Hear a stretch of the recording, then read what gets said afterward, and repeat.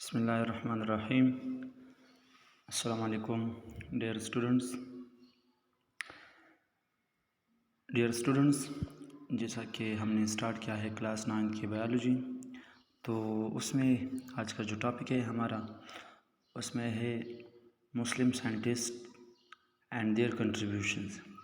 آج ہم مسلمان جو سائنسدان ہیں اس کے کارنامے پڑھیں گے کہ جو مسلمان سائنسدان ہیں انہوں نے بایولوجی میں کون کون سے کارنامے سر انجام دیے ہیں۔ صحیح ہے، تو مسلم جو سائنٹسٹ ہے، مسلمان سائنسدان، انہوں نے 8ویں سے 15ویں صدی تک سائنس میں بہت زیادہ کارنامے سر انجام دیے ہیں۔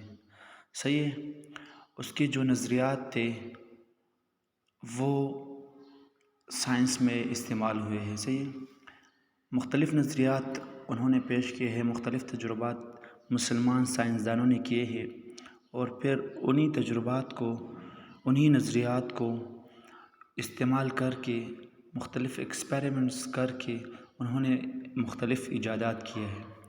تو آج ہم پڑھتے ہیں مسلمان سائنسدانوں کی وہ کارنامے۔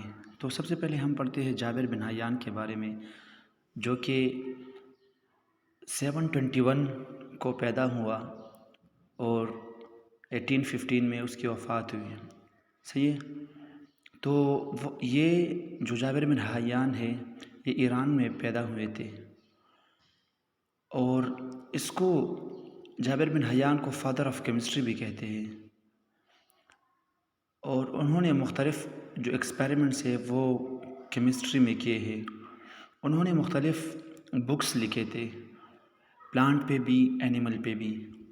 جو اس میں کچھ کتابیں ہیں، اس میں جو کچھ بکس ہے اس میں ہے ایک النباتات، یہ النباتات، الحیوان، یہ بکس ہے جو انہوں نے لکھے ہیں۔ النباتات یہ انہوں نے پلانٹ پہ لکھی تھی یہ کتاب، الحیوان یہ اینیملز پہ تھی۔ یہ جابر بن حیان جو ہے یہ ایسٹرونومر بھی تھے، یہ فارماسسٹ بھی تھے، فزیشین بھی تھے، فلاسفر بھی تھے، اور انجینئر بھی تھے۔ انہوں نے یہ کارنامے سر انجام دیے تھے۔ جو کہ سیکنڈ ون ہے ہمارے پاس وہ ہے عبد الملک اسماعی۔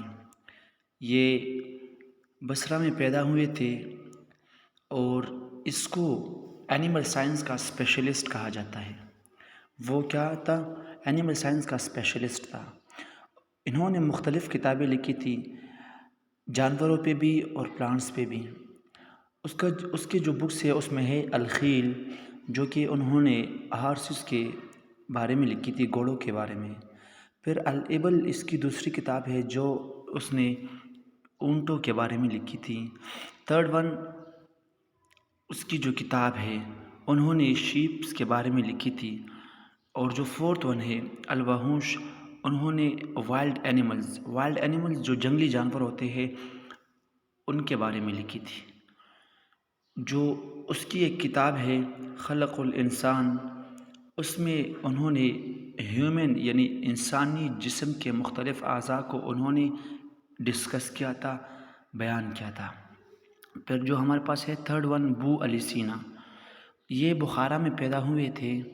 صحیح ہے، اور یہ ایک گریٹ مسلم سائنٹسٹ تھے، اور انہوں نے میڈیسن میں بہت زیادہ کام سر انجام دیا تھا، اور یہ اس کے ساتھ ساتھ میتھمیٹکس میں بھی ایکسپرٹ تھے، ایسٹرونومی میں بھی، فزکس میں بھی، اور اس کے ساتھ ساتھ پیلیونٹالوجی میں بھی۔